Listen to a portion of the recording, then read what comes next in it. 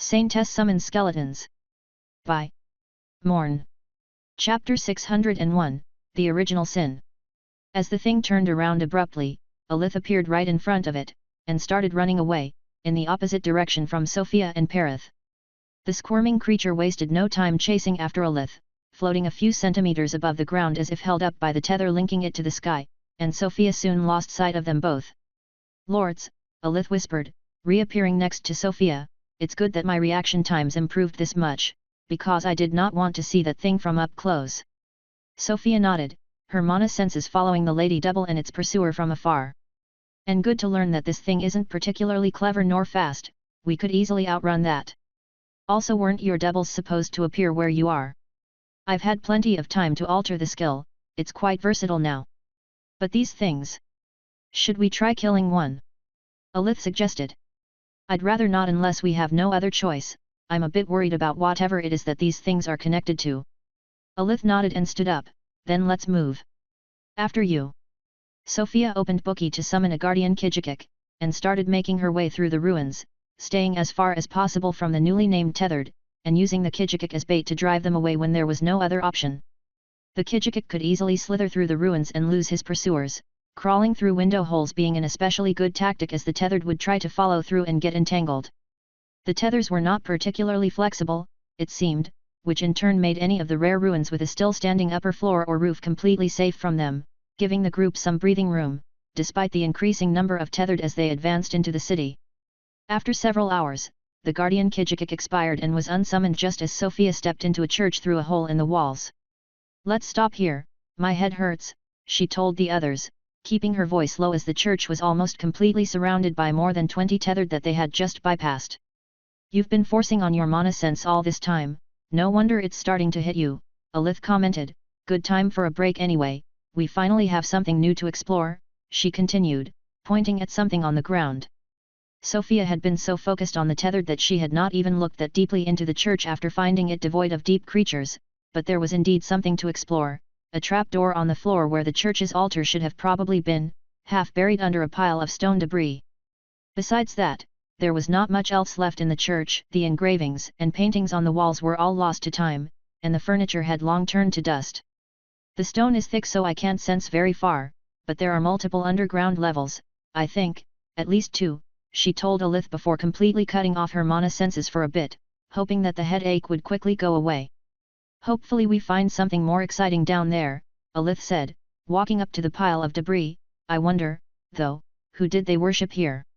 Sofia observed the walls, trying to see if any decipherable inscriptions remained anywhere, but the ruins were just too old and eroded. The stone ceiling of the church itself seemed to be on the brink of collapse.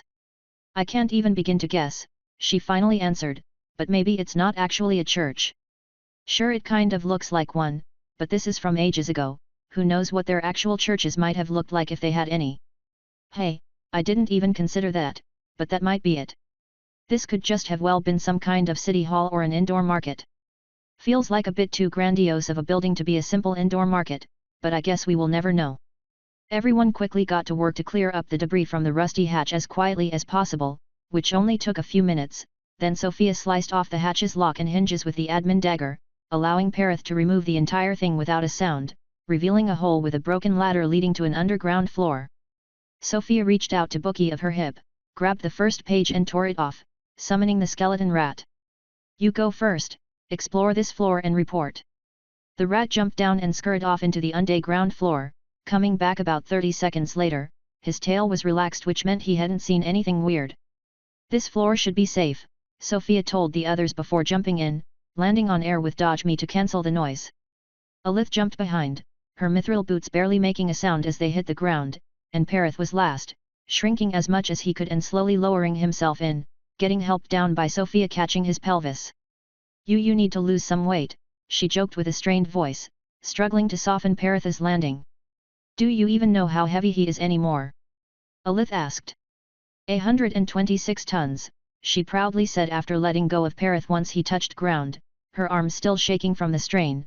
"But there's clearly some magic shenanigans happening with his weight somewhere somehow, because I'm pretty sure he would do more than just crack wooden floors if not, and I don't think I'd be able to support him like this at all."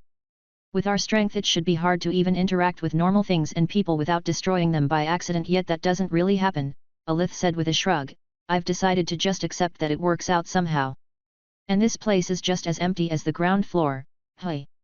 Lead the way, Sofia telepathically told the rat, before answering Alith. There are lower floors, maybe it's not all empty, at least there's no moon dust here, for a change. You know, Sof, considering the things we've met until now, I'd almost be relieved if it was all empty. It's not that bad so far. So far.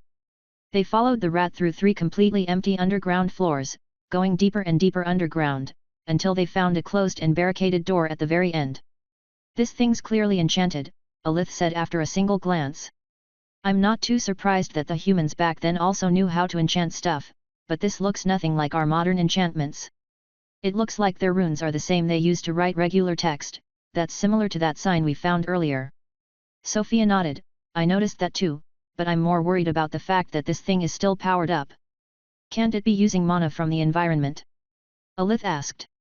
It's not like it's impossible to do that, but there are issues with it, and not only would it never last for 30,000 years, you really wouldn't want that on a door unless it's to have it open by itself. Well, how do we get in? Usually I'd just goes through the walls. I'll handle it, just step back, both of you, Sofia ordered, grabbing the admin dagger from within her armor. She then stabbed the door. The enchantment included some kind of retaliatory magic protection, it seemed, but Sofia cancelled that with heat death before it could even begin to materialize properly. The dagger easily sliced through whatever other protections the door might have had, and after Sofia cut a wide circle into the door, she kicked it in. Easy, she commented, looking into the hole. I don't even know what kind of protection a door could have that would possibly stop me at this point. The key is just too sharp. You sure use it a lot? See anything in there? Remember the strange root we found earlier? Sofia asked. The dark and wet one coming out of the ground? Yeah. There's a lot of those. Just look for yourself, Sofia answered, going inside through the hole. The underground tunnel beyond the enchanted door was so overrun by the dark roots that it almost looked like it had been carved inside of a tree. Despite the root tunnel being slightly unsettling, the trio marched on, finding a few more enchanted doors leading to the other underground parts of the city, most of which had long caved in and were obstructed by tons of debris. Hoping to find something else, they continued to follow the root tunnel, eventually finding something new in the form of a round fruit growing from the roots. The fruit looked like a black wrinkled orb, growing directly on a very thick root like a big wart. It lacked the wet-looking shine of the rest of the roots. After some deliberation, Sofia decided to harvest it for Alith, the fruit easily coming off with a gentle pull. As soon as it was disconnected from the root, it started glowing intensely. The fruit bathed the tunnel in the colorful shimmering light of the deep. Chapter 602, Garden of Eden. Everything changed as the deep light engulfed everything in sight. The hard roots regained worldly shades of brown and green, colorful flowers in a myriad hues appeared out of nowhere all over them, growing in the holes and cracks. Soft green moss covered the ground and Sofia could immediately smell the pleasant scents of flowers and fresh sap. It was the exact same flowery smell the air on the moon had from the start, but turned up to 11. No immediate danger? Are you both ALR? Sofia started to ask, turning around, but she stopped when she saw the strange state of her companions.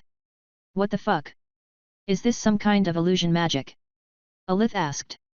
She was wearing a different outfit, which looked like Doppel had extended into a long black robe, and her face was completely blurry, as if being looked at through a foggy window.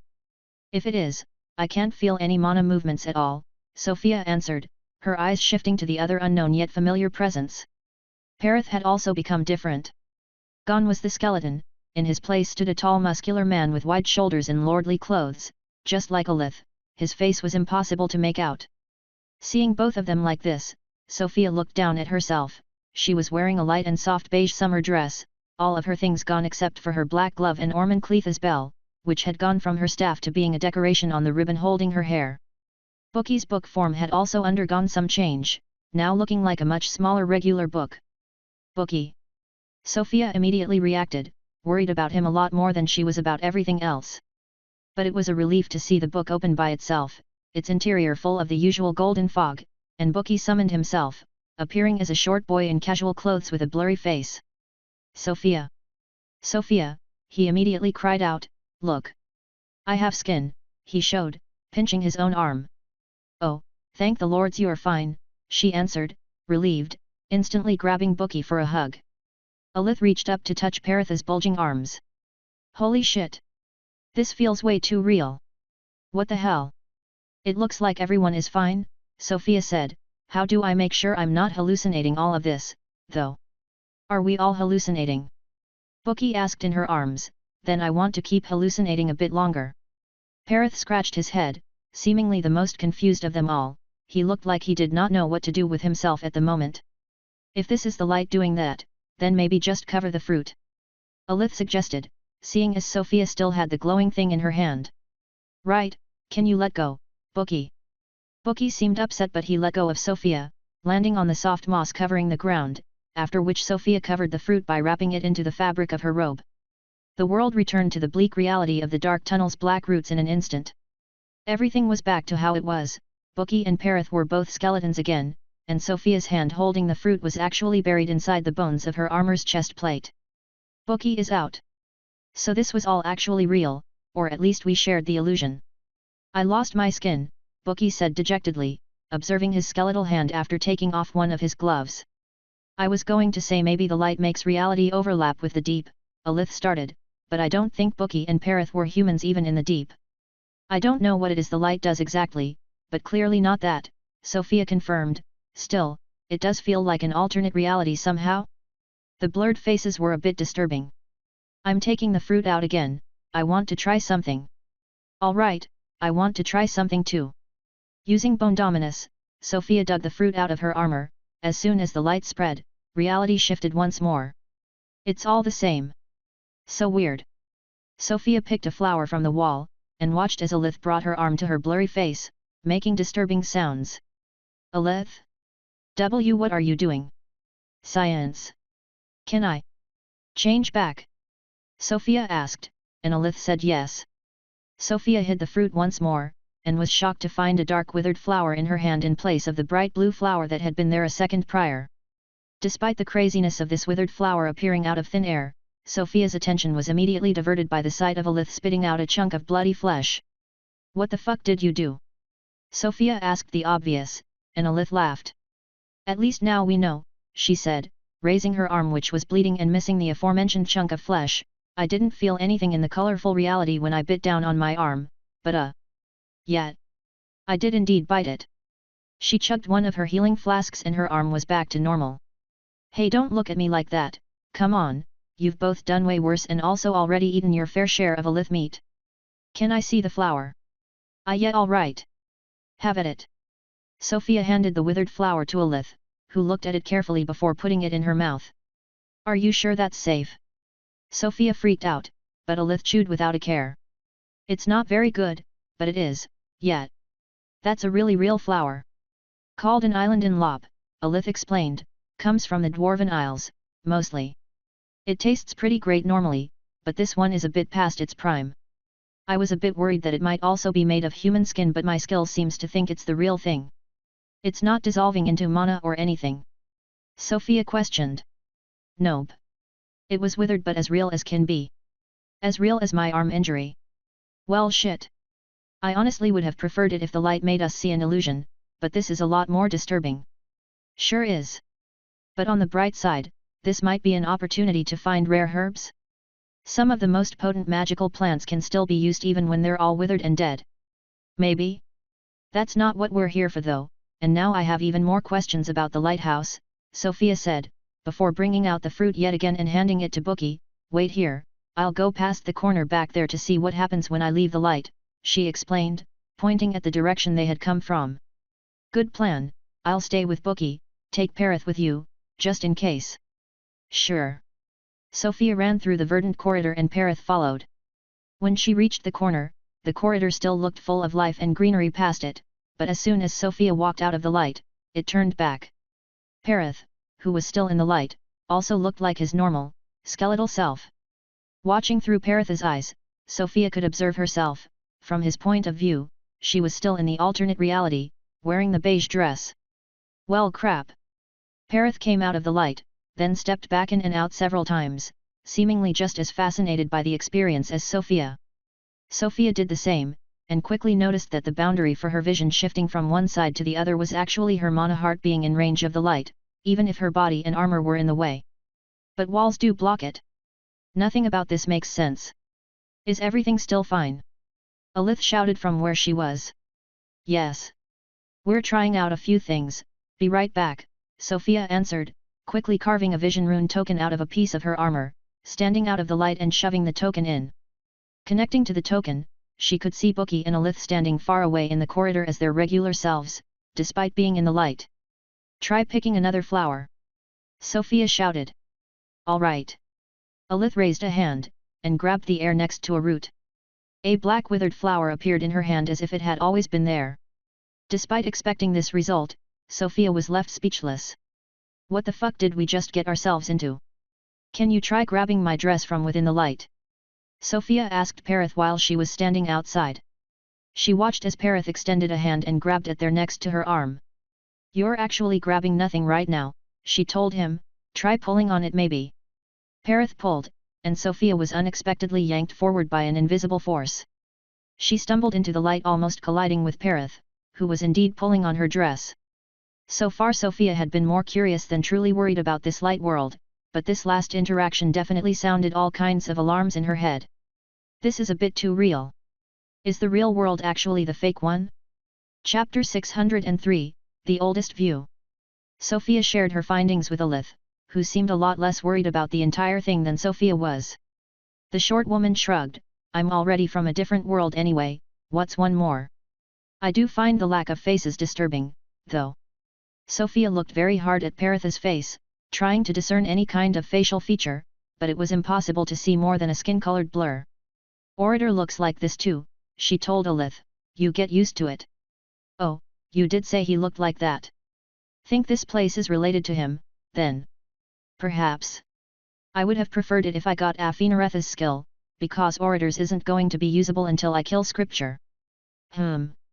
I wonder if there's a chance I could be able to use it. I no longer have the essence but my mana heart was made with it, so maybe. I wouldn't bet on it, but it's not impossible. Either way, you, Parith, Saria and Shaili are all also marked ones, so it wouldn't surprise me if you started also getting deep quests and stuff. No reason why I would be the only one. Alith nodded, you and Shaili are the only ones with a direct blessing but yet, I've kind of been expecting the Orator to show up again after my trial, honestly. I've even started leveling shenanigans just in case you're right and it's really what's been protecting you and Saria from his presence. I'd rather not die like that again. He wasn't super clear about it, Sofia explained, but then again he's rarely very clear about anything. I'm relatively sure it is what he meant, though. I have more doubts about your ability to raise shenanigans, considering how upfront you tend to be about everything. It's level 12, Alith said with a shrug, slow, but I'm getting there. The effect is quite nice actually, had to give up my level 100 botany to take it, but I'm used to the plants of this world enough now that it barely matters. Speaking of, I'm dying to explore more. So many unknown plants here, it's exciting. Well. Now that we know about the light, the question is, do we explore with or without the light? The fruit doesn't look like it got any dimmer so far, Sofia said, observing the strange fruit Bookie was currently in charge of. Considering what we know, it'd probably be safer to do both. I wonder what the deep monsters look like in the light world. I don't think we should spread out though, and haphazardly covering the fruit isn't ideal. Sofia took the fruit from Bookie, returned to the regular dark world and got Parith to lend her one of his bones, which rapidly regrew thanks to the Bone Dominus passive healing. She reshaped the bone into a handheld lamp, and placed the fruit inside. Oh, it's the lightstone lamps from Exidia, Alith immediately recognized. Sofia flicked a small protruding lever on the side of the lamp and bone shutters obscured the fruit from view, the world around the group shifting almost instantly. Like this we can switch at will. We can make more lamps if we find more fruits, she said, handing the lamp to Bookie. With things mostly figured out, they started exploring the tunnel again, now constantly switching between the light and dark world. A few turns later, they found a second, slightly smaller fruit, and made it into a lamp for Alith. The fruits were, so far, the only thing other than the deep glove and bell which remained the exact same in both worlds, as even the bone lamps took on a completely different look of finely sculpted wood in the light world. Alith recognized about half of the light world's flowers and plants, with the other half being completely unknown ones, and without a system connection to identify them, she could only collect withered samples to analyze later. Beyond that, there was not much else of interest to be found in the tunnel, and the group was stopped by a completely collapsed section. Time to go back to the surface, Alith said, seeing the collapsed tunnel in the distance. We could probably clear that up without too much effort, Sofia analyzed, but I'm not sure that's worth doing. Probably more of the same on the other side, assuming it's not the entire rest of the tunnel that caved in. Without warning, Bookie flicked his lamp open. As the fruit illuminated the tunnel once more, the blockage was no more. It's not collapsed here, he happily pointed out, running forward, only to get grabbed by the collar by Sofia. Nice find, but wait. This could be dangerous. What do you think will happen if the fruit stops shining and you reappear in this world while crossing the collapsed section? She sternly asked Bookie. Oh. I don't want to become a wall, Bookie answered dejectedly. Right. So let's at least turn on both lamps before we go, Alith continued with a smile. So much for being careful. If we do that, then we can't turn the lamps off anymore until we're sure we're not in a collapsed section. Alith nodded, turning her lamp on. Then let's just stay in the light world while we're in this tunnel. It's a lot less drab like this anyway. The group therefore walked the tunnels exclusively in the colorful world illuminated by the light of the deep, until they started feeling something new, wind. Following the wind, it wasn't long before they found more strange things. First, they started to hear the sound of flowing water in the distance, then thin rays of sunlight started piercing through the tunnel of vines. Finally, they found an exit. The tunnel ended in a wide open, rounded stone gate. They were outside. Gentle sunlight caressed their skin, but it did not activate Bookie's blessing nor Sofia's sunlight mana regeneration. In front of them sprawled a calm and sparse green forest with short grass under a bright blue sky. Strange colorful small animals grazed peacefully, and invisible birds chirped from the treetops, accompanied by a fresh breeze.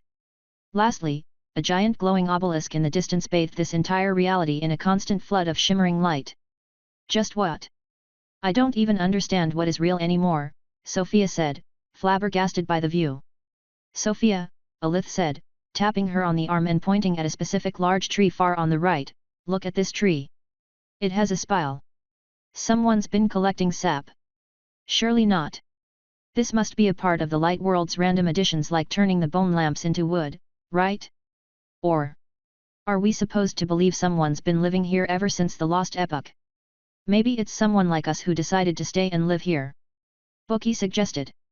That sounds a lot more realistic, Alith agreed. I guess it does. Now all I wonder is, what can this place possibly look like in the real world? Sofia asked. This sky, she whispered, shielding her eyes as she looked up. It can't be real, can it? But the breeze on her face and the soft sunlight on her skin said otherwise. She turned to Alith, as if hoping for reassurance. Are we even underground anymore? Well, you're probably gonna have to smash that big glowing rock if you want to find out, Alith said, looking at the part of the obelisk visible over the treetops that stretched far up into the sky. Bookie seemed to dislike the idea. I don't think the person collecting tree juice would be very happy if we did that. Assuming there's anyone. Could be that the light world was just created with pre-tapped trees, Alith said half-jokingly. Let me have a look, Sofia said, grabbing the vision token she had made earlier and lightly throwing it some 50 meters into the sky. Her vision spun like the token did, but she was already at a level where this was nothing. She quickly got a feel for the lay of the land. They were currently halfway up a hill, and the obelisk in the distance was built at the bottom, in a valley. It was surrounded by a village. Sofia caught the token as it fell back down, and slotted it back into her armor. I saw people, she told the others. There's an entire village down there. Around 50 houses, I'd say. Fields, mills, smoking chimneys, it's like the Scarich countryside but with a huge obelisk in the middle. I don't know how to feel about this, Alith reacted. We might not be welcome there, we had to break a door to get in, after all, but well. Better than Phagiad. Hopefully. Chapter 604, People still live here. We should go, and try to communicate, Sofia decided. It stands to reason that there are high chances for the deep skill being somewhere in this reality, and they could also know about the dead god's location. That would be a lot faster than exploring the entire moon hoping to stumble upon it. I'm not against it, Alith commented, but let's agree on a few basic rules for safety. You were never this careful before, Sofia remarked, which was answered by a giggle. I can try to guess what's going through a pirate's mind or what instincts a tentacled monster might have, but on blur-faced people from the deep I'm really not that confident, Alith explained. Reminds me of the old tales from my grandpa too, with the gods like Zeus and all those old mythologies. When the rules of reality start to bend is when you need to be the most careful. What rules did you have in mind, then? Do not let our group get separated is the first thing. Then, if they're hostile, we don't hesitate to either kill them or run the fuck away. If they're not hostile, we do not eat or drink anything they offer us, and if one of us starts acting weird the others should immediately take them and leave. You think they would try to mind control or hypnotize us? Sofia asked. I've no clue, but you can never be too cautious. We'll try to keep all of that in mind then. But you know, I find it unlikely that we would even manage to meaningfully communicate. If they're really like survivors from the lost epoch, they won't even speak a language we recognize. I'll worry about that if they don't attack us on sight. Alith finished the conversation, starting to walk down the hill.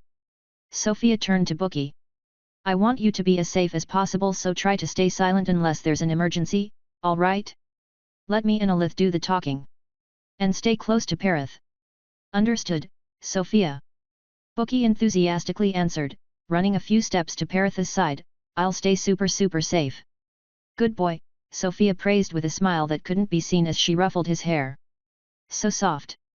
She thought as she let go of the skeleton and followed after Alith, who was waiting for them, observing the tapped tree from up close. Making it down the hill was quite fast, and soon, the group of four arrived at the outskirts of the village. In front of them were sprawling fields of golden wheat, gently swayed by the fresh breeze. No walls or anything, Alith commented, just fields then village, not even a wooden fence. I guess the wild animals here aren't too dangerous. That's pretty common for the poorer villages, Sofia explained. Wooden and stone barriers wouldn't stop the monsters anyway, so usually there's just a hunter or two managing the wildlife around and that's enough to keep people safe. They thought there was no one in the fields currently, but after their short exchange, a man stood up from within the crops, some 50 meters away. No mana. Sofia immediately reacted, as she had completely failed to notice the man prior to seeing him despite him being well within the range of her mana senses that she passively maintained without even trying to. Aside from his entirely blurry face, he looked exactly like a common human farmer, with dirty overalls, an old straw hat, a graying beard and worn suntanned skin suffering from years of working outside in the fields. The road's on that side, the farmer shouted amicably, pointing to his left, so don't step on my crops, will ya? He speaks the common language. Not even ancient human, the modern worldwide system imposed language. This place the system can't even reach. Sofia and Alith looked at each other, which was awkward as they couldn't read each other's expression at all, and Alith quickly turned back toward the farmer to answer, thanks. We're going, then. Have a nice day. The farmer nodded from afar, nice day to you, travelers. The group quickly left, following the direction the man had pointed at. Sofia and Alith exchanged in whispers. I guess we're travelers now. Alith said first. Guess so.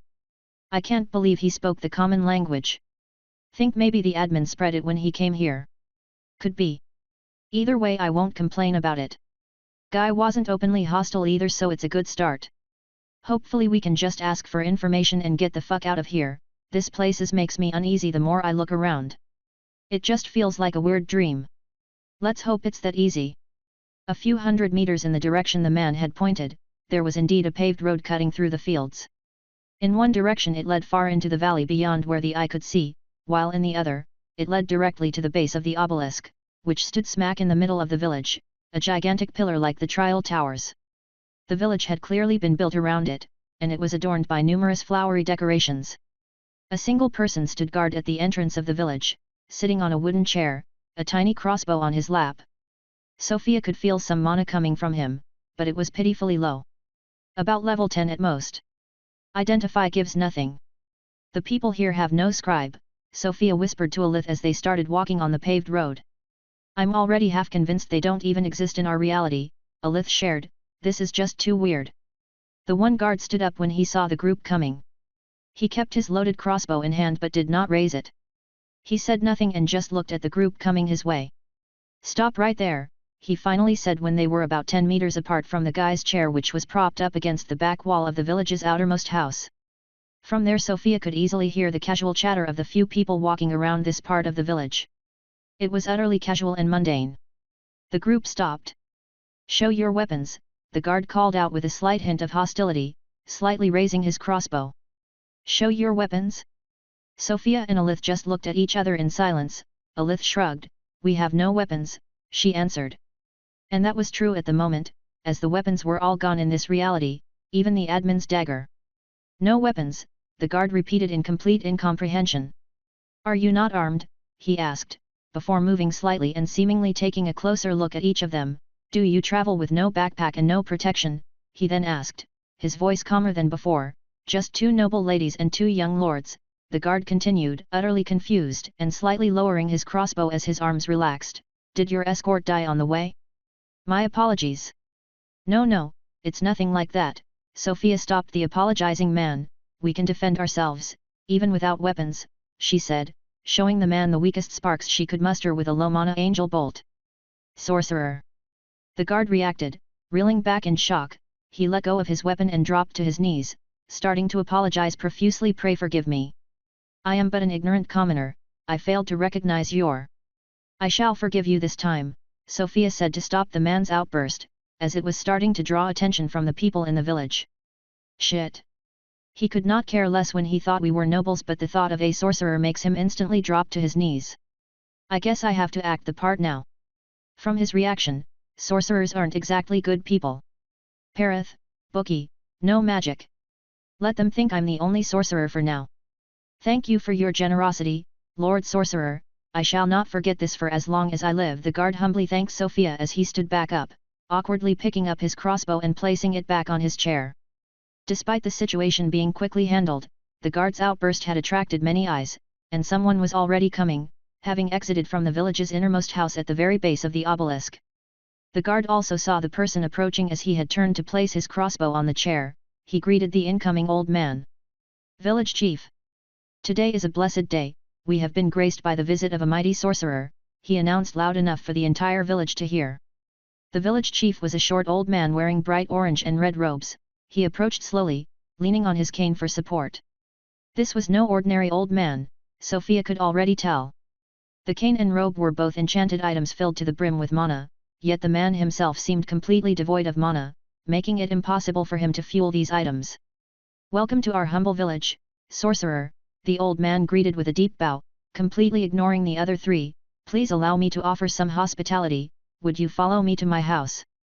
Sofia agreed, and soon her group was seated in the village chief's relatively small house. The old man stayed standing after he closed the door and pulled the window's curtains.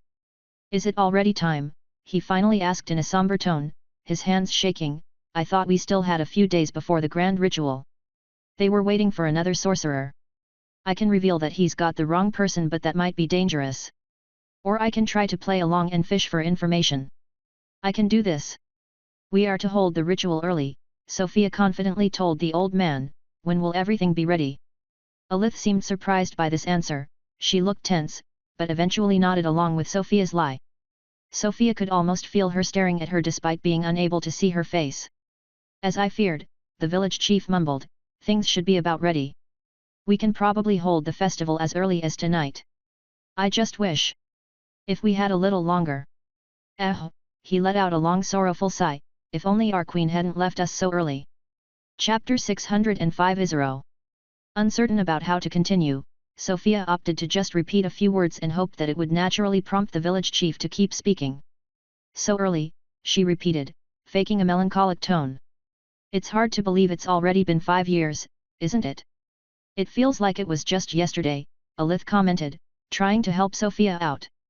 "Isn't that right?" the village chief agreed. "If Her Majesty were still here, she would have certainly found a better solution than the ritual," he said dejectedly before stopping himself with a cough.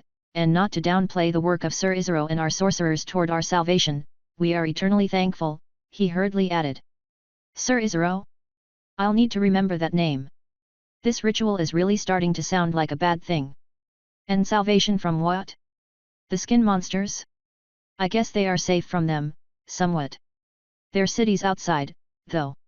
"It's fine," Sofia answered, we are well aware that this is no perfect solution, yet we have to make do with what we have. Hopefully this doesn't come off as too humble, considering his reactions, it could. Contrary to Sofia's worries, the village chief simply nodded silently. That we have. The blessed dagger is ready, and so should be the anesthetics.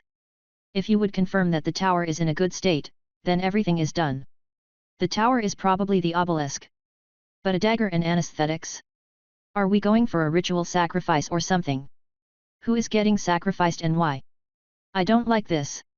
I know we just said not to separate, but if there's one place we could find more information, it's the tower. I shall check the tower, then. Lead the way, she told the old man. The village chief stayed silent and unmoving for a bit, making Sofia worry that she may have said something she shouldn't have. But, esteemed sorcerer, with all due respect, I bear no sorcerer blood, and am not able to enter the tower. Oh, that's all it is? You scared me. It will become an issue if I'm not able to enter it, though. But I assume sorcerer blood is probably mana? Who said anything about entering it? Sofia answered, are you not even going to escort me out of your home and to the entrance, close as it may be? Oh. Of course, of course. Please, follow me. The old village chief led Sofia and her group to the other side of the giant glowing obelisk, where a gate of flowers decorated a tall vertically rotated eye on the obelisk. It was made of the same hard-to-describe glimmering material as the rest of the structure, but was like a finely sculpted human eye, about 2 meters tall, eyelashes and all, and with a hole in place of the iris. There we are, the old man announced. Shall I keep your aides company here in the meantime? You need not worry about us, Alith said, we will wait right here, try not to take too long. She's on board with the idea, good. I will be right back, Sofia said, before walking up to the large eye. Scribe. Identify. Quick, tell me how to open this thing. Sofia hurriedly asked internally as she walked to the eye as slowly as she possibly could without being too suspicious. Door. While it is hard to say for certain what is going on as no magic activity was detected, this seems to be designed for an arm-sized thing to be inserted in the iris. You're saying I should stick my arm in there? It's not like I'd die from losing an arm, but... Alright. With no other idea, and her mana senses giving her nothing, Sofia followed Mr. Scribe's suggestion and slowly pushed her arm into the open iris while monitoring the village chief's reaction. Since he seemed not to react, this was probably the actual way, but now Sofia had her arm up to the elbow in the hole, and nothing was happening. She tried to feel the interior of the hole a bit, it was hard and cold with a wood-like fibrous texture. She quickly found something that stood out in the deepest part of the hole. Is that another light fruit? Sofia tried pulling on it, but the thing did not move at all. Shit, is there anything else in there? Her hand moved around but there was nothing else. Is something the matter? The village chef asked, seeing Sofia taking too long to open the door. And not at all, I simply need a second to focus, Sofia replied, as she tried random things like knocking on the fruit or trying to move it. Then she tried blasting it with mana, and she could almost feel herself spin. Everything around her had changed. I'm inside. Of course it was mana. I should have started with that. She still had her hand on the fruit, but the eye on this side was almost closed, barely open enough to leave the space for the iris hole. I can still feel the connection with everyone on the other side, I've really just gone through the door. Sofia pulled her hand out, and to her surprise, the eye closed fully as soon as her hand was out. What the hell? Sofia took a step back. The eye was no longer moving. She tentatively approached her hand, and the eyelids started slowly opening again. Oh, all right. Not stuck. With a sigh of relief, Sofia finally took her time to observe where exactly she had landed. The interior so far was nothing but a spiraling ramp going up. The walls were still shimmering with the deep strange light, and there were no decorations whatsoever. Sofia started quickly running up the ramp. Surrounded by this strange color, it felt almost like she had been eaten by Ormancletha's strange parasites. It was an unsettling thought. She made it to the top, and what welcomed there was a simple circular room containing a single thing, a small iridescent tree with no leaves, shimmering in the deep's colors. On the tip of the topmost branch of the tree, like a morbid ornament, was impaled a pristine and delicate human hand. It had clear, polished nails and smooth light skin with nary a blemish, and from the cut wrist, a thin stream of liquid shimmering colors continuously bled, smothering the entire tree. Most of the liquid seemed to get absorbed by the tree itself, whose roots dug into the structure of the obelisk, but some pooled on the floor around the tree. Sofia gasped at the sight of the otherworldly hand. What am I even looking at? What is this? Whose hand is this? Did they kill a human form envoy from the deep and use its body parts to fuel this light world? Sofia turned around the tree, making sure not to walk in the puddle of shimmering blood. Are there even human envoys? The one I killed was like a thing. And there was nothing left of it afterwards. But I could believe that it could have bled like this. It's likely that I'm the closest thing to a human envoy now, isn't it? Sofia stared at the hand again. This place might be even more unsafe for me than I thought. Having a sudden bad feeling, Sofia turned around, staring at the ramp leading down. There was no one there. I'm imagining things now. After saying this, she lunged at that empty space, punching the air with her gloved hand. Still nothing? I could have sworn. Sofia's thoughts were interrupted by the very faint feeling of the air moving around her in an unnatural way. As if someone had just walked next to her. She blasted some of her mana all around the room, carefully observing how it behaved. It ricocheted off the wall, and seemed to avoid the hand altogether, curving around it a bit like attacks aimed at her with dodge me. Besides that, there was nothing. Fuck this. I need to leave here. Sofia ran down the ramp as fast as she could. At the bottom, she blasted her surroundings with mana once more, searching for any traces of an invisible opponent, worried that she might let a trapped evil out into the world or something like that. Once again she found nothing, so she quickly jammed her hand between the closed eyelids, and sent some mana into the strange fruit. We need to leave. She reappeared outside. Sorceress, the village chief immediately greeted her. You look unwell. Is there an issue with the tower? He asked in disbelief. You can see that without seeing my face? Sofia wanted to say, but she held herself back. There is, she told him, looking to the side to make sure the others were still all there and in one piece. We cannot hold the festival tonight. I will be leaving immediately to relay the news. Things being as they are, you will need to hold the festival and ritual on the original schedule after all. This, the old man answered, how? How are we to hold the festival without a sorcerer? Worry not, Sofia reassured him, either I will come back, or another sorcerer will be dispatched in time. The ritual will be held no matter what, she told him without a shred of doubt in her voice. Oh! Thank the lords, the old man accepted the explanation with a nod. Will you and your companions not at least reconsider and stay the night? The villagers would be ecstatic to have such honored guests. No, Sofia adamantly refused, we are too short on time. Sofia and the others left the village in a hurry following the main road. Bookie and Alith seemed nervous, while Parith was on high alert, ready to fight. I'll explain when we're well out or earshot, Sofia whispered to the others as they walked away from the village between the wheat fields. Thank the lords, he says. What do you mean thank the lords? Chapter 606, I don't feel so good. So I'm worried, Sofia finished her explanation, either something followed me in and now has access to that weird hand, or something was already in and might have followed me out.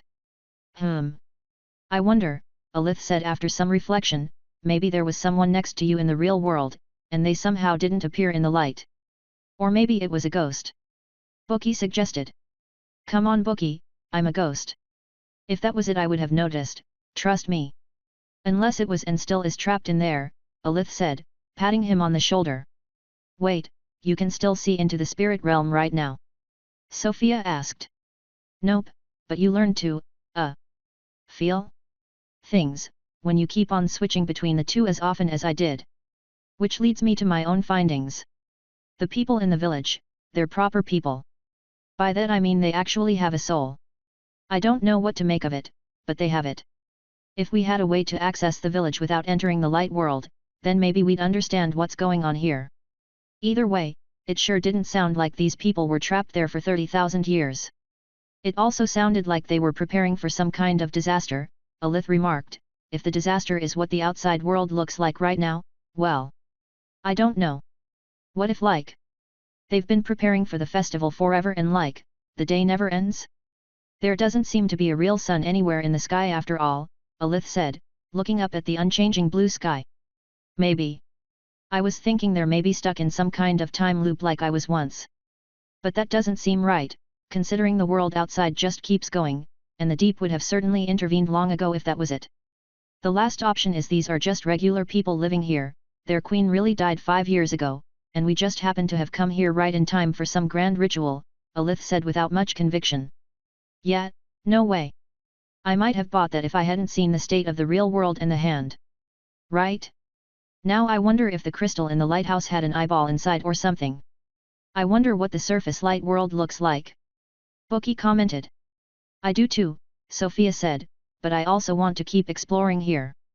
Now that we know about the hand, it feels very likely that the skill I'm looking for is somewhere in this reality. Probably in a bigger city or something.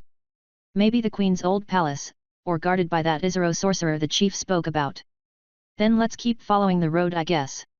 We've been careful enough, I think. Let's go a bit faster, Sofia said, white feathered wings growing out of her back. Oh damn! With those you look like an actual angel. Sofia turned her head to look at her wings, confused by Alitha's statement. Angels don't even have wings, what are you about? Ah.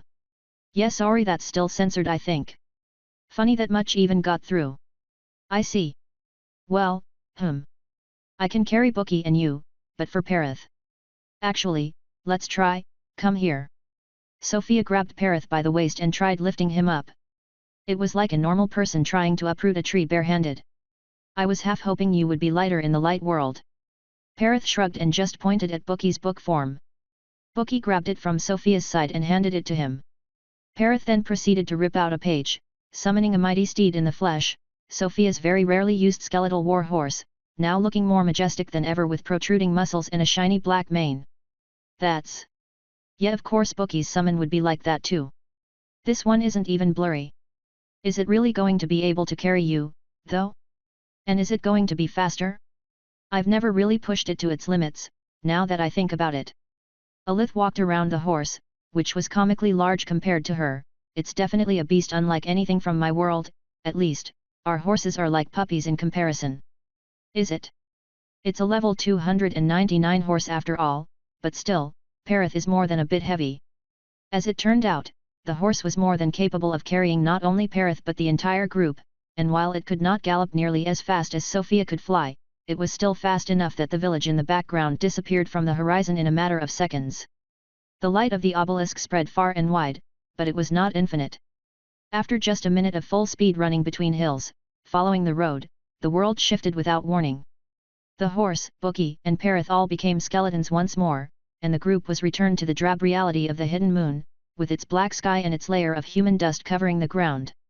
The only thing that was still mostly the same despite the change was the narrow paved road, although it looked much worse for wear in this reality. The horse had stopped, surprised by the sudden change. Sofia gave it a pat on the spine, and after quickly creating a more comfortable long-bone saddle for everyone, the travel continued. Every so often, Bookie would turn on his lamp, and give everyone a glimpse of the light world's colorful reality thanks to the light of the fruit. You know, I have to wonder, Alith said at one point, breaking the silence, we went down into a basement, then down into a valley, yet now we're back on the surface. I guess the village wasn't really underground, just in an actual valley of sorts. I don't know, Sofia admitted, the tunnel was long but I sort of expected the village to still be underneath the city, guess not. Yet the city was not in the obelisk's light, Alith continued. Honestly, it's probably better to give up trying to understand. We should just be happy that nothing serious has happened to any of us yet. Sofia, look. Bookie interrupted, stopping the horse and pointing at something in the distance. Oh. Looks like some kind of manor? There's not much left, but that's a lot more than what was left of the city, Sofia said, looking at the thing in the distance. She felt like she was seeing some movement, but without warning, Bookie turned on his lamp. It really is a manor, Alith said, now that she could also see it. The magnificent manor was in perfect condition in the light world, surrounded by a golden fence and opulent gardens with sculptures and fountains. The road actually split just a bit further, the turn leading to the manor. Can we go explore it? Bookie asked excitedly. Wait. Turn the light back off, Sofia told him. Sure. In the dark real world again, Sofia focused to get a better look on the distant ruins of the manor. I wasn't imagining things. Stuff is moving in the sky above the manor. Tethered, she said to the others. They're in the manor. Aw fuck, Alith cursed, maybe we should skip it, then. No. We're going, Sofia said decisively, out of the obelisk's range. We have control over the light now. Let's see. Maybe the invisible thing I felt next to me in the obelisk was a tethered. Now we can find out. Good call. But if things look bad, you bolt that thing to dust. As tempting as that idea is, and even if the tethered are stupid, imagine the mistake that would be if they're like above level 400. Not that I think they are, but still. There has to be something dangerous enough here that scared even the admin off. It can't just be the weirdness of the light world. I know all that, I just hate how passive we have to be on this weird moon. That won't change until we understand the danger. Well, let's see. Do we approach in the light world? No need. With the tethered there, I doubt there would be anyone to receive us in the light world anyway. The manor's probably abandoned. It really didn't look abandoned, Alith said in a dark tone, before turning her own lamp back on. After a short silence, Sofia had to admit that Alith was right. The gardens were well maintained and the fountains flowing with clear water. She ain't it, Sofia said, having a sudden and unpleasant realization. Are you thinking what I'm thinking? Alith asked. Let's hope we're wrong, Sofia said, ordering the horse to walk toward the manor. Chapter 607, Uncomfortable Truths. After just a few meters, Sofia stopped the horse. Wait for me here and keep the lamp turned on, I want to try to figure out the range. Just stay in sight, Alith said, turning her lamp on. Sofia gave a nod and flew away while staying close to the ground. She was out of the light world almost immediately. And abruptly stopped. That's about 300 meters? Less than I expected. Now to see whether I can still see through Paritha's eyes from here. Hey! It's not as clear as usual, but that will do. That's it? Alith asked as Sofia came back. Yeah, it's quite short, but that's good news. Parith, I got a job for you. You will follow us from just out of the light, try to get a good view of the manor's interior when we get there. I'll be checking your view basically all the time, that way I'll know what's going on in both worlds at once. Bookie, you'll be staying with us in book form only, and get Crowy out to help watch Paritha's back. You can also give your lamp to Parith for now. I have to come as a book? Bookie asked dejectedly. It's safer that way. All right, he accepted, handing his lamp to Parith and dispelling himself. Sofia caressed the book at her side. I just don't want you to be hurt, all right? We both know how dangerous the deep creatures can be. Parith grabbed the lamp, tried turning it on and off once, gave a thumbs up and ran away to the limit of the range. We're good to go, Sofia finally declared, prompting the horse to start strutting forth. If there are really people there, do we introduce ourselves as sorcerers? Alith asked. I guess we could. We can try asking something about the village's ritual. Throwing the name of Isero in there might get us some credibility also. Ideally, we should ask about the lords, considering that last comment from the old chief. Well, that's assuming there's anyone to talk to. The horse stopped at the closed golden gates of the manor's estate. Sofia jumped off and grabbed one of the gate's golden bars with her left hand and turned to Alith. Turn off the light. She could see herself holding onto nothing from Paritha's point of view, but she wanted to try actively switching while holding it. The world shifted with the light as Alith's lamp hid the fruit from view. Sofia was left holding nothing but air. So far so good, Sofia said. She opened her hand and placed it to where the golden bar would exist through the inside of her palm. Let's see what happens. Were we right to worry about the tunnel's collapsed section? Turn it on. You sure about this? Alith asked. Yes. I'm not responsible for pierced hands, Alith said as she turned the lamp back on. The golden gate reappeared and Sofia's hand was stuck in the middle of one of the bars. It was painless, but she could not move her hand. I'm stuck. Alith turned the lamp off. Sofia watched as a bloody mangled hole appeared in the middle of her hand out of nowhere. It had not existed until then, only starting to bleed when the reality switched. Curious how that works, she commented, observing the hole in her hand as her skin worked to plug it back up. Doesn't that hurt? Alith asked. Probably not more than when you bit off a chunk of your own arm, Sofia answered, opening and closing her fist. Hands tend to be more sensitive, but fair. My middle finger isn't working. I don't want to dispel my runes to heal that. With Bone Dominus she quickly rebuilt the broken bones, and patched up the missing tendon and muscle with tiny mechanical bone parts. Not the most comfortable thing, but it'll work for now. Alith turned the lamp back on. Sofia's hand still looked perfectly normal in the light world. What now though? Do we invite ourselves in? Sofia asked. No clue, I'm about as knowledgeable as you are about human nobility, not much. If anything, you're the Baroness here, you should know. Well, I don't. Wait, someone's coming. Alith pointed out. Sofia looked past the gates, and indeed, some 200 meters away, the doors of the manor had opened, and a butler in a black suit was walking out. Sofia switched to Paritha's point of view, who was still currently moving around trying to find the best viewpoint on the manor. He stopped at her command and looked in the direction of the gardens. Fuck, Sofia mumbled. Tethered? Alith asked. Yes. Shit. So we were in a village full of them. Be glad we never shook hands with them. God. What now? Proceed as intended. Yes, I'll be on Paritha's vision most of the time though, at the first sign of anything wrong, I bolt. Stay on the horse, you do the talking. Aye Captain, Alith acknowledged, fixing her hair and her posture. It was unnerving watching the tethered slowly glide through the gardens, its tentacular extremities wriggling like worms, while it appeared as a well-dressed butler walking with perfect countenance in the light world. Sofia had to really hold back not to cast an explosive bolt right away. She watched the squirming thing come so close in the real world, just 5 more steps and its disgusting appendages would be close enough to touch her, but he stopped there, a few steps away from the gate. The butler gave a simple nod to Sofia who was holding the horse's reins, and addressed Alith instead, Good day madam. May I inquire as to your name and the nature of your visit? The Count does not receive guests without prior notice, but I shall be happy to deliver your message if you so wish. Good day. I understand this visit is unannounced, and I apologize for any inconvenience. Please inform the Count that a sorcerer wishes to discuss a matter of some urgency on Sir Isaro's behalf, Alith calmly announced in a polite but disinterested voice. On behalf of the Chancellor? I understand, madam. Might I verify the royal seal, if you please? Shit. Alith hesitated, glancing briefly at Sofia before pulling the fruit from the lamp. Is this not sufficient proof of my identity? She asked, her tone laced with disdain. The butler seemed taken aback by this, his countenance faltered for a moment before he apologized with a deep bow. My deepest apologies, madam. I shall inform the Count without delay. Might I ask that you wait here while I make the necessary arrangements? I shall wait.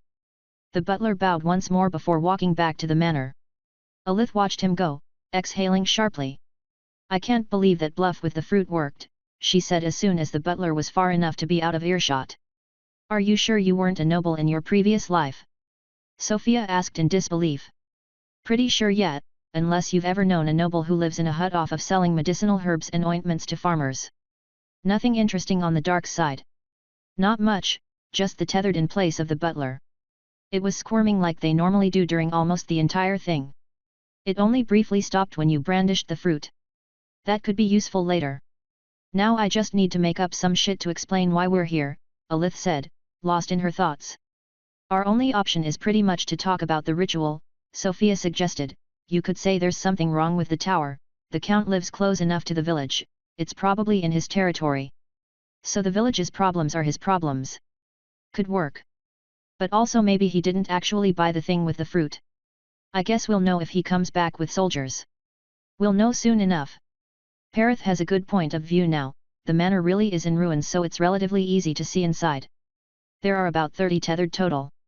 The butler is flying up non-existent stairs at the moment. Like a puppet hanging by a string. Sofia and Alith nervously chatted for a few minutes, hoping to ease the tense atmosphere. The butler came back, alone.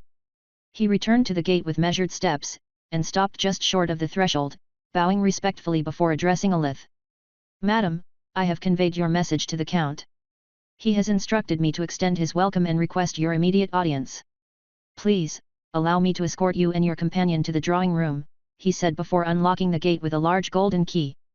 If you would be so kind as to follow me, the Count awaits your arrival. Chapter 608, Who? Sofia and Alith entered the manor as another tethered servant led the horse away to the stables. In the regular world, the manor was in such a bad state that there was almost nothing left of the entrance, which was why the tethered butler could easily go in and out without his tether catching onto anything. A few door frames are still standing on the lower level. Does that mean they can't enter those rooms in the light world? Sofia had very little time to entertain those thoughts as the butler led them directly to the main staircase in the middle of the entrance hall. She could very clearly see from Paritha's point of view, these stairs did not exist outside of the light world. Slightly apprehensive, she stepped up, following Alith and the butler. Stepping on air was nothing new for Sofia, she walked on air more often than she walked on the ground, but doing so without using dodge me felt a bit disturbing. As Sofia followed, she noticed a tether coming closer. Crap! Fake tripping, Sofia bumped into Alith, narrowly pushing her out of the collision course with the incoming tether. Sofia! What's wrong? Alith asked, helping her get back up, her voice showing hints of worry that stemmed not from Sofia's well-being but from the meaning of this sudden tripping which she knew had to be faked. It is nothing, I have just tripped. I apologize, my lady. No, no, the butler chimed in, the floor was recently polished and is still quite slippery. It was my mistake that I failed to warn you and your retainer, Lady Sorcerer. I humbly apologize for this error. Should I send for the doctor? Is he covering for me? Are you injured? Alith asked Sofia. If I go see the doctor, this is an opportunity to get separated and explore the manor from different places. But I'd be leaving Alith alone surrounded by a bunch of tethered. I am perfectly fine, I merely lost my footing, it will not happen again, Sofia answered, flashing a thankful smile to the butler, despite both of their faces being blurred. She thought that perhaps for them this blur was not a thing. I wish I could read his expression right now. The blur makes nuanced social interactions difficult. This little incident over, the butler led them to a small living room decorated with flowers and bright paintings. The Count is busy and will receive you in a minute, he explained with a bow before he left the room. What was that all about? Alith asked in a whisper as soon as the door was closed. You were about to walk into the tether of someone on the ground floor. Oh shit, thanks for the save. Wait. There's no floor, then. We're both sitting some 8 meters in the air right now, Sofia answered. Neat. How are things looking, aside from that? Nothing much. Our arrival hasn't kicked up much of a fuss. There are 2 tethered in the next room over, and one next to the door we entered from, it's one of the guards we walked by on the way. Feel no mage? Sofia shook her head, no. The tethered all have no mana in our world, but here, while some have a bit, the highest level is probably around level 50, from what I can feel. But I found something more disturbing. That's really. Yet. There are small tethered. From what I can feel, probably the Count's kids. They're in the most secure room of the manor, 6 guards. We saw children in the village so that's not too surprising. But yet, disturbing is the right word. You don't say, Sofia said with a sigh. Does Doppel have nothing to say about this whole moon? She asked, observing Alith's long black robe. Seems that way. He rarely has much to say, to be honest. Unless there's something for him to eat nearby. Yet he translated the fairy's nonsense back then. A rare occurrence. But he's been a lot more silent ever since you told me about the admin's return. Must be related. Yet, he seemed to personally know the living sword admin key after all. There's definitely some history there that Doppel doesn't want to share. As long as I'm protected I won't try to pry further, Alith said with a shrug. That is the most important. Someone's coming. Alith quickly nodded and fixed her posture on her chair. A rather portly man energetically entered the room. Stay right there, he told the guard following him before he could also enter. He closed the door and sat in the room's largest seat, facing Sofia and Alith. Without any greetings or gestures toward them, he pulled a cigar out of an interior pocket of his garments, and lit it with a spark shooting from his fingertip. Around level 30? Sofia guessed from the mana she could feel in the man's bloodstream. So, the man finally started after taking in a deep breath of smoke. Who are you 2 lasses, then? I know every sorcerer on this side of the moon, and I'd remember those pretty faces if I'd seen them. Not the best start. Are you fond of asking questions containing their own answers? Alith asked back. The Count laughed. What, coming from the other side, are you? He asked, before laughing even harder until he started to wheeze. He stopped at once. Are you serious? Alith turned to Sofia. Sorry, our cover is blown, looks like, she said with a shrug, prompting the Count to start laughing once more. That's one way to defuse the situation. Is it that ridiculous to imagine someone from the other side coming here?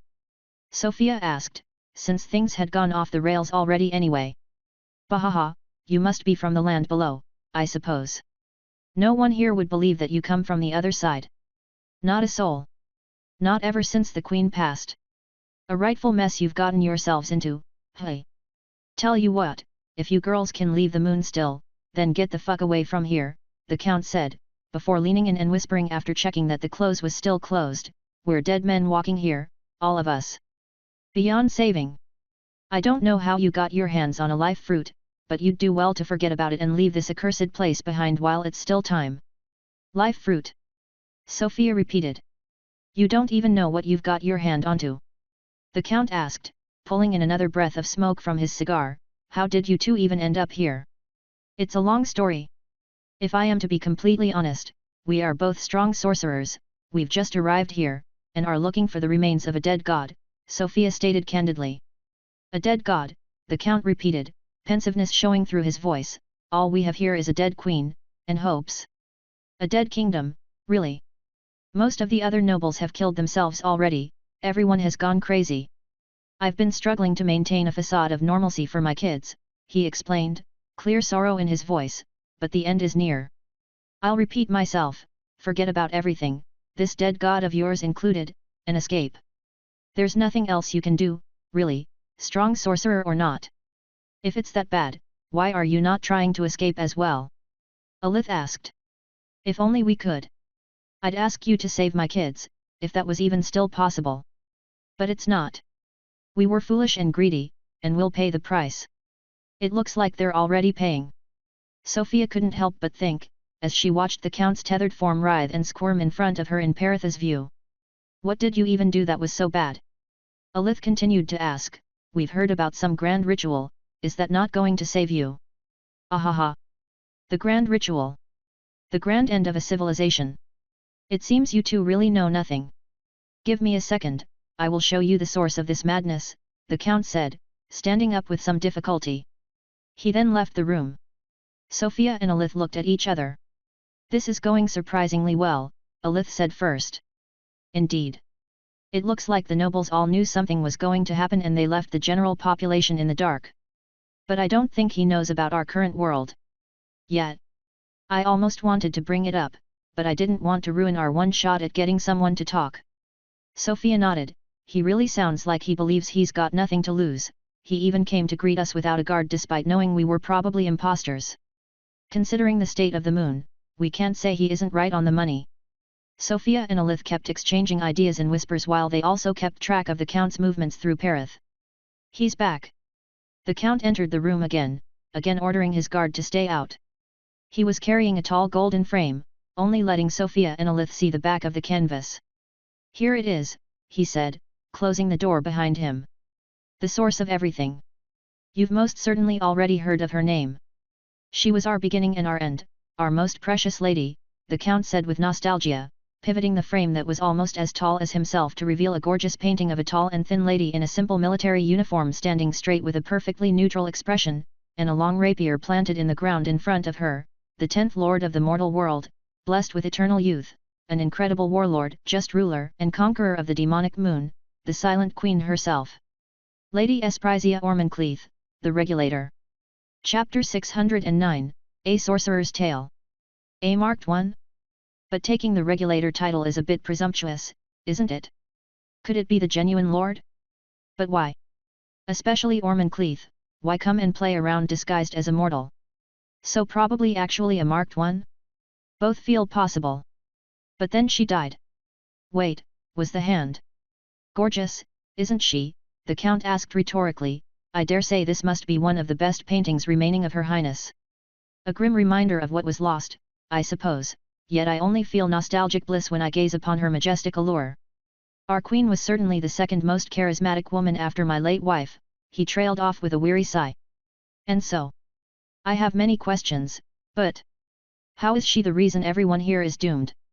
Sofia asked. The Count answered with another sigh. He propped up the painting against a wall and sat back down in his chair, his head thrown back. He looked at the ceiling as he answered, our queen passed quietly in her sleep, about 5 years ago. It was an unexplained and unanticipated death.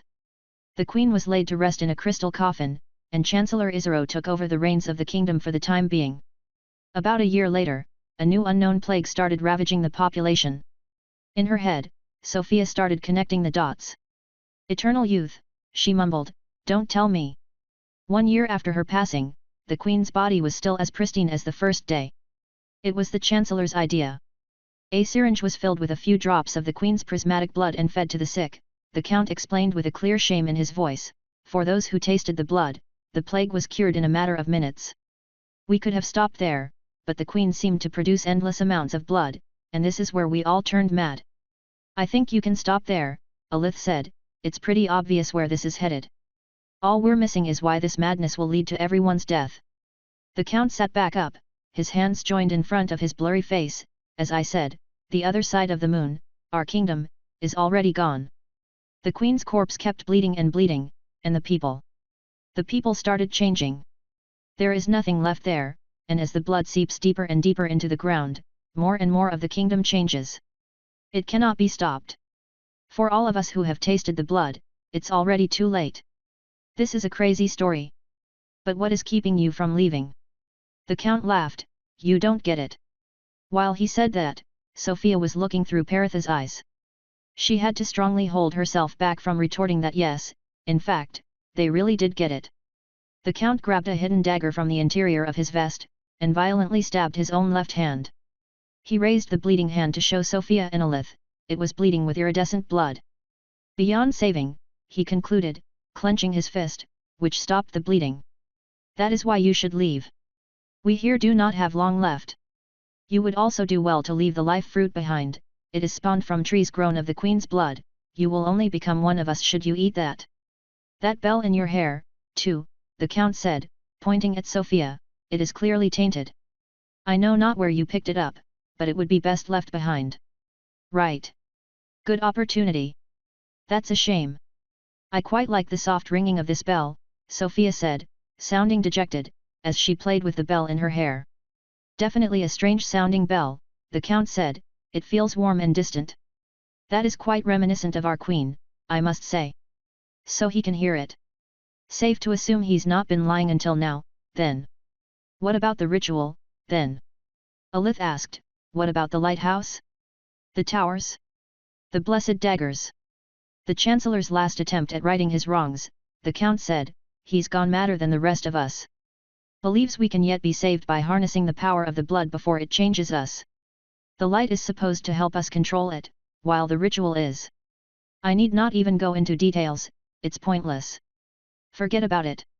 Forget about it all, the count said, sounding quite annoyed and standing up from his seat. You know enough now, leave, and if you will, spread this story to the land below. Let our foolishness be a cautionary tale, he continued as he walked to the door opposite the one leading to the hallway. He did not even look back as he addressed his two guests for the last time, now if you'll excuse me, I'd like to spend my last moments with my daughters. The door closed, Sofia and Alith were left alone in the drawing room, with the painting still against the wall. I feel a bit sad for him, Alith said, breaking the silence. Feeling shared. It was especially hard hearing him talk about his children when. Yet. I can still see them, right now. There. Well, I said it before. Tethered. We still don't know what to, actually. I have even less of a guess now. If anything, I'm more confused about this place now. This definitely raised many questions. But we also have some answers. And we learned that eating the fruit is a terrible idea, which, you know, I'm glad we found out before you tried eating it. That's a bit of a letdown, but I can live with it. Do you think the queen was the actual lord? I don't know, Sofia answered, could be a marked one like us. Could be the real lord playing around. Considering how bad the blood seems to have screwed up everything here, I could believe it was the lord, but then again, why come here as a mortal? Right. I could believe it if he said it was orator, but the big universe thing one? Didn't strike me as the type to come play pretend waving a sword around, from what you described it as. He also said something about 10 lords. That's not very well aligned with what we know of the actual lords, and... Sofia was going to say more, but she abruptly stopped, having noticed something strange. What? Is something going on in the real world? Should I turn off the lamp? Alith hurriedly asked. No. Everything is fine out there. If we can say that. It's just. I think I saw the painting move. The painting. The queen in the painting, to be exact. But it was so brief. I might be imagining things. The queen laughed lightly. In the painting, her mouth moved. You are getting better at noticing my presence, Saintess. Bookie summoned himself suddenly. Uncle, he called out to the painting, with a dark tone that he had never used before. You killed Sofia, he accused. I hate you now. He blamed the painting with a pointed finger, before crossing his arms like an angry child, and disappearing back into his book form. A rebellious little one, the voice from the painting commented. How nostalgic, it continued, the words trailing off as if carried away by the wind. Wait, orator, Alith started, being interrupted by Sofia. He's already gone, she pointed out. Asshole, Alith grumbled in response. Sofia stared blankly at Alith. Do you have a death wish? What? It's not like me saying it out loud changes anything. You think he can't read our thoughts? Sofia started, but she failed to find anything else to say. We should probably leave. Think we can grab the painting? Alith asked. I was wondering about that too, but even if it somehow survives the shift to our reality, we don't have a working storage item. We grab the painting off of the frame, roll it up and you put that in a bone cylinder. We can carry that. It'll look good in Zangdar's main room, Alith suggested. Let's try it I guess. Sofia stood up and grabbed the painting's golden frame, trying to see if she could find an intended way to separate things up, when she suddenly got a bad, pressing feeling. Perith. She switched to his vision. Perith was not looking at the manor anymore, but in a different direction. Something was coming toward him from the distant horizon. Something huge, shining in a myriad of shimmering colors visible even through the moon's darkness. Alith. The lamp. We out. Chapter 610, Infinite Pursuit. Alith turned the lamp off right as Perith jumped inside of the manor's ruins. Sofia and Alith fell to the lower floor, as the upper one in the dark world had long crumbled. They were surrounded by the manor's tethered, but that was the least of their worries. The luminous creature in the distance was looking larger by the moment. Sofia caught a second glimpse of it as she landed. It was hard to tell from that far, but the thing seemed to have many long legs like a spider. Hurriedly, she grabbed the admin's dagger and after checking that Perith's mana heart was in place, she sliced his main skull off, grabbing it along with his jacket. Let's go, she said, sheathing the dagger back and that now free hand grabbing Alith's arm. Her skeletal wings spread out, and she flew off away from the creature, activating the second tier of Runeforged Overlord for some extra speed. She flew low to the ground, still uneasy about venturing into the complete darkness overhead, and she slowly turned, hoping that the creature would maybe just keep going forward like the strange horse thing from before. Carried along by Sofia, Alith looked behind. It's after us, she warned, confirming Sofia's fears. Too fast. It's catching up. Shit. How long? Sofia asked, unable to look back as she struggled to even see where she was going, as the darkness prevented her from seeing far ahead. Maybe 20 seconds. I'll try to slow it down, keep going. Alith answered, hooking the lamp to her belt. Her one free hand hastily pulled some sort of ball on a string from one of her belt's pouches, then a sealed flask from another.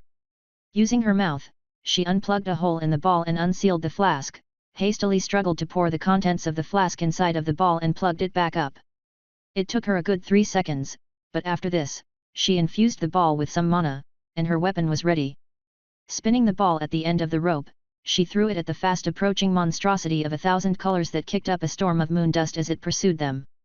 Sofia couldn't see if the ball hit, but she soon saw a flash, a brilliant white light coming from behind, accompanied by a burst of cold air that helped propel her forward even faster. She looked behind for a short instant, witnessing at the same time a gigantic wall of ice obscuring the entire horizon, and the creature bursting through it like it was paper. Not looking forward was a slight mistake, as Sofia crashed through a hard wall, but she was going so fast that it scarcely mattered, only barely slowing her down. She focused on the flight again. Alith threw another roped ball, engulfing the creature in a giant ball of fire. Not working at all. This thing is probably at least level 400, Alith informed Sofia with a dark tone. Keep trying. Sofia was trying to save her mana. She felt that she could outpace the creature with the extra 146% speed of Runeforged Overlord's 3rd tier, but she could only sustain it for at most a minute and a half. Sacrificing some mana, she shone some light behind her, and blanketed the moon, and hopefully the creature, with a thin layer of Iridian rot. The rot failed to appear on the creature. In that time, Alith had thrown a few more simpler flasks at the creature, all seemingly failing to have any effect. The creature grew closer. Perith, being only ahead, could not do much, but he still used his chains of the 4 seals, which broke instantly as they appeared around the 4 closest of the creature's many spindly legs. Alith screamed, her throat almost bursting. She unleashed the loudest maiden's shriek she could muster, immediately coughing up copious amounts of blood. It did nothing. Sofia started to panic slightly. She had a few ideas, but be it flying up into the abysmally dark sky, or sacrificing all of her mana in a desperate hope that her signature skill's skeletal destroyers would be able to contend with the creature from the deep, none seemed particularly good. There was a chance that the creature would be more manageable in the light world, as injuries from one world also affected the other, but Sofia having no wings in the light world, this was an extremely risky gamble. Every passing second, Bone Dominus healed Perith for more than 2% of his health, slowly making him more and more unwieldy to carry, while the creature got progressively closer. Before the thing got too close for comfort, Sofia activated the 3rd tier of Runeforged Overlord, and started gaining some distance back as her mana burned. Despite that, the creature continued its relentless pursuit, the shock of its long legs hitting the ground one after the other sounding like a constant rain of cannonballs. Alith just finished healing herself, and asked the ultimate question, Zangdar. Sofia was conflicted. The escape orb was single use, and Aredes said she could only make one, so if they used it now, that was it. It would be too dangerous to come back here again before they could somehow make another OR become much stronger. No, Sofia answered, speeding past a ruined city in the blink of an eye, not yet. But keep it ready. Then she had a sudden idea. Maybe it's after the fruit. Throw the lamp. Alith immediately executed the order, throwing the lamp as far as she could to the side. The creature ignored the lamp, it was really after them. Like a predator running after their prey until exhaustion, it simply chased, not once even feigning to attack, as if it already knew that Sofia was bound to run out of mana eventually. Strange things flashed by. Whether it was monsters, buildings, or tall trees, Sofia had no idea, they went by too fast in the moon's darkness. Worse, it seemed like the ambient darkness, which had lifted a bit ever since they had encountered the first lighthouse, was starting to become denser again. Alith tried throwing a few more things at the creature, without any success yet again. Sofia's mana was dwindling down, meanwhile Perith separated his head from his body again as soon as his right hand regrew, discarding his bones and lessening the load on Sofia as much as he could. Sofia had a sliver of hope that the creature would stop for the bones, but it completely ignored them. Sofia's mana hit 10%. With only seconds to spare, and no hope to escape from the thing, she had to make a hard decision. Alith, it's doomed. Teleport. She was interrupted by a sudden and violent crash. She had been looking forward an instant before, and could swear she hadn't seen anything to crash into, but now she was sent tumbling into the distance. She had crashed into the ground, and was sent into several uncontrollable rollovers before her momentum finally died as she hit the base of a huge tree. Sofia spat out bark as she fell with her back on the ground. She was in the light world. There was not a sound to be heard except for the soft whispers of the wind ruffling the tree's green leaves. Where are the others? Sofia wondered, her mind shaken by the consecutive crashes. She could feel neither Perith or Alith nearby, but Bookie appeared next to her. Sofia, he cried out, utterly panicked. You have been affected by confusion. But your skills negated the status. Sofia's thoughts cleared up in an instant. I'm fine. Give me a second. Despite not feeling hurt, she could tell why Bookie was so panicked. She knew she looked awful, as she could feel that every single bone in her body was broken.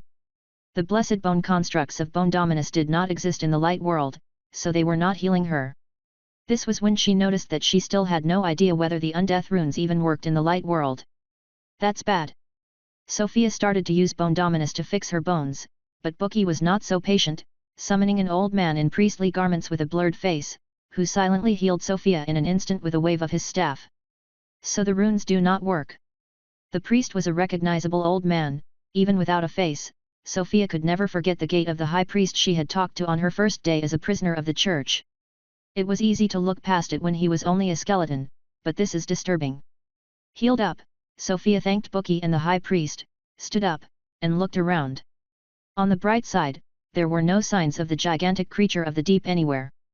But worryingly, Parath and Alith were both gone, and Sofia had a very bad feeling about that. They can't possibly be back in Zangdar. Right?